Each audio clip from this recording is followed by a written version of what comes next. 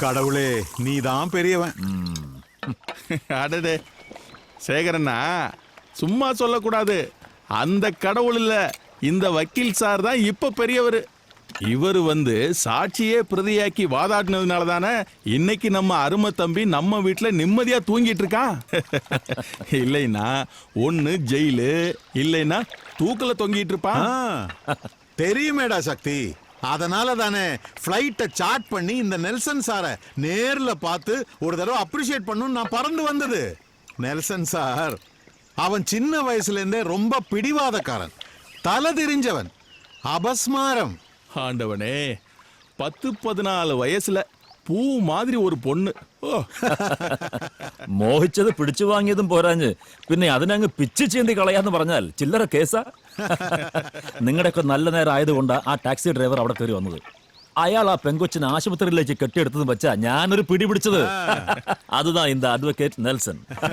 പാവം 14 വർഷത്തെ കഠിന തടവും 3 ലക്ഷം പിഴയും അത്ര അങ്ങ് വാങ്ങിച്ചു കൊടുത്തു. പോതും പോതും, ഒരു നിരപരാധിക്ക് അതുവേ പോതും. പിന്നെ നിങ്ങൾ പറഞ്ഞ ആ തലതിരിഞ്ഞ തമ്പിയെ പോലെ ഒരുത്തൻ ഞങ്ങളുടെ തറവാട്ടിലും ഉണ്ട്. കൊച്ചുപ്രായത്തില് ഞാൻ മോഷ്ടിച്ച അമ്മായിയുടെ മുക്കാപ്പവന്റെ താലിമാല അവന്റെ തല കെട്ടിവെച്ച എന്റെ തുടക്കം. ഒരു ക്രിമിനൽ അഡ്വക്കേറ്റോട് சரியான ആരംഭം.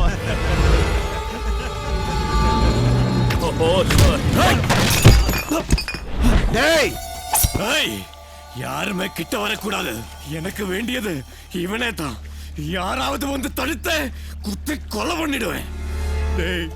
எத்தனையோ வாட்டி உன் காலில் விழுந்து நான் கெஞ்சிட்டேன், என் அப்பா தப்பு பண்ணல அவரை விட்டுடு. அப்ப நீ சொன்ன அவர் தப்பு பண்ணல, நான் கோர்ட்டு சும்மா விட்டுடும்னு. விட்ட மாட்டேன்டா நாயே. இனிமே அந்த மாதிரி அப்பா அவங்களுக்கு தண்டனை வாங்கி கொடுக்கறதுக்கு நீ இருக்க கூடாது, இந்த உலகத்துல இருக்க கூடாது.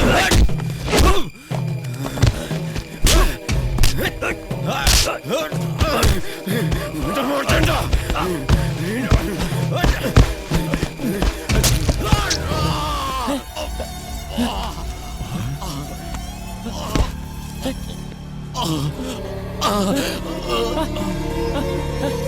ഞാനല്ല, ഇവനാ എന്നെ കൊല്ലാൻ വന്നത്. ഹോസ്പിറ്റൽ.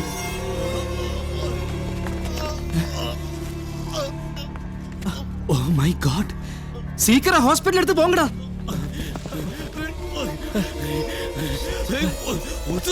திரும்பி வருவேடா.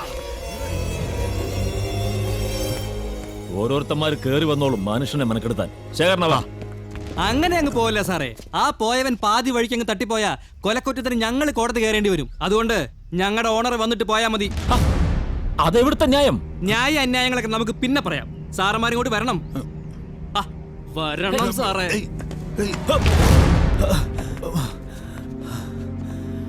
U bastard. എന്നെ കുറിച്ച് താനൊക്കെ എന്താണ് മനസ്സിലാക്കി വെച്ചിരിക്കുന്നത്?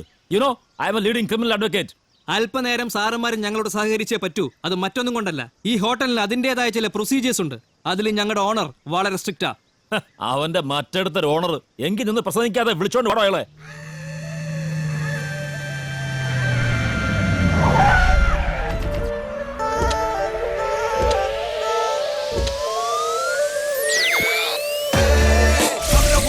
You never knew. Hey, tell me, can you see me coming through? Hey, I'm gonna beat the dawn over you.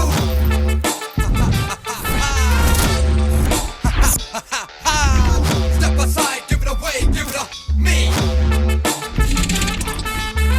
Step aside, cause I'm coming in, can you see?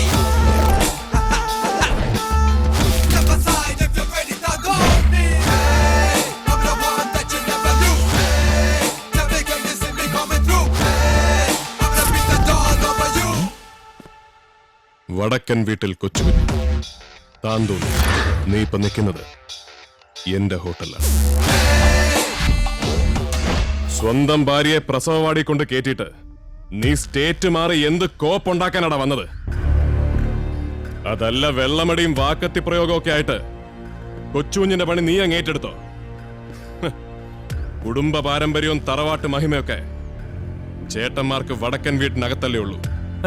ഞാൻ എന്റെ ജോലി ചെയ്യാൻ വന്നതാ. അതിനിടയ്ക്ക് ഏത് മറ്റവൻ വന്ന് വിലം കടിച്ചാലും എനിക്കത് പുല്ല.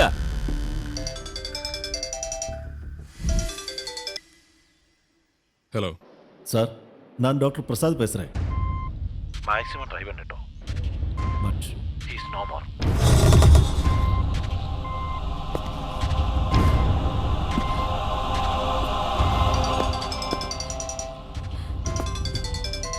ഹലോ, ഞാനാടാ അമ്മച്ചിയാ.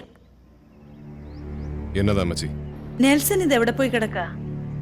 അവന്റെ നമ്പറിൽ വിളിച്ചിട്ട് തമിഴിൽ എന്നതൊക്കെയോ പറയാ. ആലീസ് പ്രസവിച്ചു, പെൺകുഞ്ഞാ.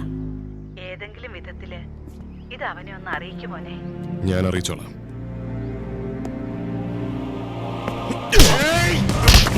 പൊലയാടി മോനെ, സ്വന്തം അനിയൻ പ്രായം തികയാത്തൊരു പെണ്ണിനെ പിച്ചു ചിന്തി കളഞ്ഞതിന്റെ വാദം ജയിച്ചിട്ട് അത് ആഘോഷിക്കാൻ വന്നപ്പോ കൊച്ചുനെതിരെ കൈ ചൂണ്ടിയാലുണ്ടല്ലോ, പച്ചയ്ക്ക് കത്തിച്ചു കളയും ഞാൻ. ആദ്യം വിളിച്ചത് ആശുപത്രിന്ന്. നീ ഇവിടുന്ന് പണി കൊടുത്ത് അങ്ങോട്ട് അയച്ചവൻ അവിടുന്ന് പരലോകത്തോട്ട് കെട്ടിയെടുത്തു എന്ന് പറയാം. രണ്ടാമത് വിളിച്ചത് ആശുപത്രിന്ന്. അമ്മച്ചി, നിനക്കൊരു പെൺകുഞ്ഞുണ്ടായ സന്തോഷം അറിയിക്കാം. നെൽസ, കൊന്ന പാപം തിന്നാ തീരുവെന്ന. പക്ഷെ നീ ഒരെണ്ണത്തിനെ ഉണ്ടാക്കിയിട്ട് അതങ്ങ് തീർത്തു. ഉണ്ടായതൊരു പെൺകുഞ്ഞാടാ. അതിനെ വളർത്തി വലുതാക്കുന്നത് ഇതുപോലുള്ള ചെറ്റകൾക്ക് വീണ്ടും ആഘോഷിക്കാൻ വേണ്ടി ആകരുത്. ഒരു അനിയന്റെ ഉപദേശമായിട്ട് കണ്ടാ മതി. കൊച്ചുകുഞ്ഞ്, അതെ, കൊച്ചുകുഞ്ഞ് തന്നെയാ. ഇനി നീ പറ, ഞാൻ എന്നാ വേണോന്ന്. പണ്ട് നീ കട്ടതിന്റെ കുറ്റം ഞാൻ ഏറ്റെടുത്ത പോലെ ഈ കൊലപാതകവും ഞാൻ ഏറ്റെടുക്കണോ? പറ. കൊച്ചുകുഞ്ഞ്, എനിക്ക് എന്റെ മോളെ കാണണം. ഞാൻ ഒരുത്തനെ കൊന്നവനാണെന്ന് പുറംലോകം അറിഞ്ഞ പിന്നെ ഞാനില്ലടാ. അപേക്ഷിക്കുക ഞാൻ, വക്കീലായിട്ടല്ല, ഒരു ചേട്ടനായിട്ട്. എനിക്ക് എന്റെ മോളെ കാണണം, പ്ലീസ്. നെൽസ, നീ പോയി നിന്റെ കെട്ടിയോളം കുഞ്ഞിനെ കാണ. ഇത് കൊച്ചുകുഞ്ഞ് നോക്കിക്കോളാം. ഇനി നിനക്ക് വേണ്ടി അഴി എണ്ണാനാണ് എന്റെ യോഗമെങ്കിൽ അത് ഞാൻ സഹിച്ചോളാം. നീ പോടാ. വേണ്ട, അങ്ങനെ ഉണ്ടാവരുത്. ഇത് ഞാൻ ഏറ്റെടുത്തോളാം. എന്താ എന്റെ ഹോട്ടലിൽ കയറി വന്ന് തെമ്മാടിത്തരം കാണിക്കുന്നവർക്ക് വേണ്ടി കുറ്റുപറ്റി പറയലല്ല നിന്റെ ജോലി. അറിയാം, പക്ഷേ ഇത് സാറിന്റെ ചേട്ടനല്ലേ, ഞാൻ ഏറ്റെടുത്തോളാം. ഇതിന്റെ പേരിൽ ഒരുപാട് കാലമൊന്നും അകത്ത് കിടക്കേണ്ടി വരില്ല എന്ന് എനിക്കറിയാം. കണ്ടോടാ, ജന്മബന്ധം കൊണ്ടല്ല, കർമ്മബന്ധം കൊണ്ട് പുരുഷൻ ഗർഭം ധരിച്ചുണ്ടാകുന്ന കൂടപ്പുറപ്പാണ് സുഹൃത്ത്. അങ്ങനുണ്ടായ കൂടപ്പുറപ്പ ഇവനെനിക്ക്. ഇനി ഇവന് വേണ്ടി കേസ് വാദിക്കാൻ കൊടികെട്ടിയ വക്കീലന്മാര് വേറെ വരും. കാശിന് വേണ്ടിയല്ല, കൊച്ചുകുഞ്ഞിന് വേണ്ടി. വടക്കൻ വീട്ടിലെ വക്കീലെ, കൊച്ചു പ്രായത്തിൽ ഊരുതണ്ടിപ്പോയവൻ കാശിന് വകയില്ലാത്തവനായി തിരിച്ചെത്തിയ കഥ ഒരുപാട് വന്നിട്ടുണ്ട് സിനിമയില്. നീയൊക്കെ അതേ കഥ 1000 വട്ടം ആവർത്തിച്ച് പറഞ്ഞിട്ടുമുണ്ട് തറവാട്ടില്. പക്ഷെ ഇത് കഥ വേറെയാടാ. കൊച്ചുകുഞ്ഞ് ഉശരി കാണിച്ച് ഊരുതണ്ടി ഉണ്ടാക്കിയാ വന്നത്. ആ സമ്പാദ്യത്തോട് മത്സരിക്കാൻ വടക്കൻ വീട്ടിൽ ആണായിട്ട് ജനിച്ച നീ അടക്കമുള്ള 9 എണ്ണത്തിന്റെ സമ്പാദ്യം കൂട്ടിവെച്ചാലും മതിയാകുകയല്ല. അതൊന്നല്ല, 9 10 മടങ്ങെങ്കിലും വരും. പോയി ഉണ്ടായ പെങ്കൊച്ചിനൊരു പൊന്നരഞ്ഞാണം കെട്ടിക്കൊടുക്ക. പണ്ട് നീ കട്ടോണ്ടുപോയ മുക്കാപ്പവന്റെ താലിമാല പോലെയല്ല, അവളുടെ അപ്പാപ്പന്റെ വക 3.25 പവന്റെ ഒരു പൊന്നരഞ്ഞാണം. I'm the one that you never knew. Tell me, can you see me coming through? I'm gonna beat the dog over you. Step aside if you're ready to go. I'm the one that you never knew. Tell me, can you see me coming through?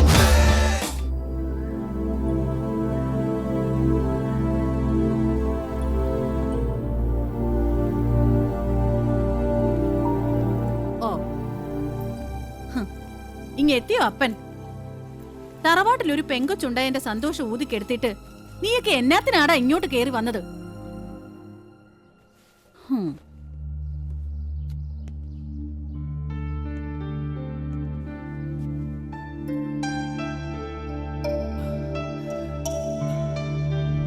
തൊടരുത് എന്റെ കൊച്ചിനെ. ആലിസേ, വേണ്ട, കണ്ടവരുടെ ചോര അഴുക്കും പോരണ്ട ആ കൈകൊണ്ട് എന്റെ കൊച്ചിനെ തൊടണ്ട. ആലിസേ, ഞാൻ വിളിച്ചു പറഞ്ഞായിരുന്നു കൊച്ചുകുഞ്ഞ് പച്ച മലയാളത്തില്. അനുജന് വേണ്ടി ചേട്ടൻ ചെയ്ത ത്യാഗം, അവൻ മൂക്കറ്റൻ കള്ളും മൂന്തി ഏതോ ഒരുത്തന്നെ മെക്കിട്ട് ഏറി അവനെ കുത്തി മലത്തിയതിന്റെ കേസ് തീർക്കാൻ നിൽക്കുന്നത് കൊണ്ടാ ചേട്ടൻ വരാൻ വൈകുന്നേന്ന്. അത് കേട്ടപ്പോ 10 മാസം മോളെ വയറ്റിലിട്ട് ചുമന്നോണ്ട് നടന്നത് വെറുതെ ആയി പോയല്ലോ കർത്താവേന്ന് തോന്നിപ്പോയി എനിക്ക്. എന്നത്തിനാ കുഞ്ഞെ ആർക്കും വേണ്ടാത്തതിന് വേണ്ടിട്ട് വക്കാലത്ത് പറയാൻ പോയത്? ഇതും കൂടെ ഈ അമ്മച്ചിയെ കേൾപ്പിക്കാനായിരുന്നു. അമ്മച്ചി, ഓ, പെറ്റമ്മ തന്നെ പറഞ്ഞു ആർക്കും വേണ്ടാത്തതാണെന്ന്. പിന്നെ കണ്ടാലേ കടിച്ചു കീറാൻ നിൽക്കുന്ന നിനക്ക് എന്നാടാ ഈ കൂടപ്പറപ്പ് സ്നേഹം തുടങ്ങിയത്? ഒന്ന് നിർത്തുന്നുണ്ടോ ഈ വിചാരണ? ഞാൻ ആരെ സ്നേഹിക്കണം സ്നേഹിക്കണ്ടെന്ന് എന്നെ വിടാൻ പഠിപ്പിക്കണ്ട. എനിക്കറിയാം എന്നെ വേണമെന്ന്. 10 മാസം എന്റെ മോളെ ചുമന്നോണ്ട് നടന്നത് ഒരു നിമിഷം കൊണ്ട് വെറുതെ ആയി പോയെന്ന് തോന്നിയായിരുന്നു നിനക്ക്? എടീ, ഒരു ആയുസ് തീരും വരെ ഞാൻ എന്റെ മോളെ കഷ്ടപ്പെട്ട് പോറ്റിയാലും 10 മാസം ചുമന്നതിന്റെ കണക്ക് നിന്നെ പോലൊരു ഭാര്യയ്ക്ക് പറയാൻ ബാക്കി കാണൂ. അതങ്ങനെ.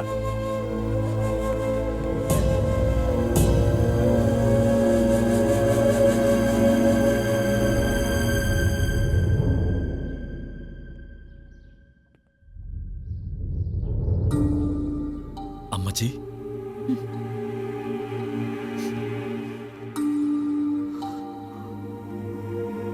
ഇവരാരും പറയുന്നത് കേട്ട് ഇനി ഒരു നിമിഷം പോലും അമ്മച്ചി കൊച്ചുകുഞ്ഞിന് വേണ്ടി കരയരുത്. കണ്ടാലേ കടിച്ചു കീറുമായിരുന്നു ഇന്നലെ വരെ. പക്ഷേ ഇന്നെനിക്കതല്ല എന്റെ കൊച്ചുകുഞ്ഞ്. പ്രായം കൊണ്ട് അവൻ എനിക്ക് അനിയനാ, പക്ഷേ ജീവിതം കൊണ്ട് അവൻ എന്റെ ചേട്ടനാ. നീ എന്നതൊക്കെയാടായി പറയുന്നേ? സത്യം, അമ്മച്ചിയാണ് സത്യം. കള്ളു കയറിയതും കുത്തി വളർത്തിയതും ഞാനാ. അതിന്റെ പേരിൽ അയാൾ അങ്ങ് തീർന്നുപോയി. ആ കേസിൽ ഞാൻ അകത്താവുന്നായപ്പോ അത് കൊച്ചുകുഞ്ഞങ്ങ് ഏറ്റെടുത്തു. പണ്ടും അതങ്ങനൊക്കെ തന്നെ ആയിരുന്നല്ലോ. എന്റെ കർത്താവേ, ഞാൻ എന്നതൊക്കെ കേൾക്കുന്നേ. അമ്മച്ചിയുടെ മോനെ കുറിച്ച് അധികം ഒന്നും എന്നോട് ചോദിക്കരുത്. പക്ഷേ ഒരു കാര്യം ഉറപ്പാ, അവൻ കൊച്ചുകുഞ്ഞല്ല അമ്മച്ചി. വടക്കൻ വീട്ടിൽ തറവാട്ടില് അവനാ വലിയ കുഞ്ഞ്. ഇത്രയും കാലം അമ്മച്ചി അവന്റെ നന്മയ്ക്ക് വേണ്ടി തെളിയിച്ച മെഴുകുതിരികളൊന്നും വെറുതെ കത്തി തീർന്നിട്ടില്ല. അതുറപ്പാ.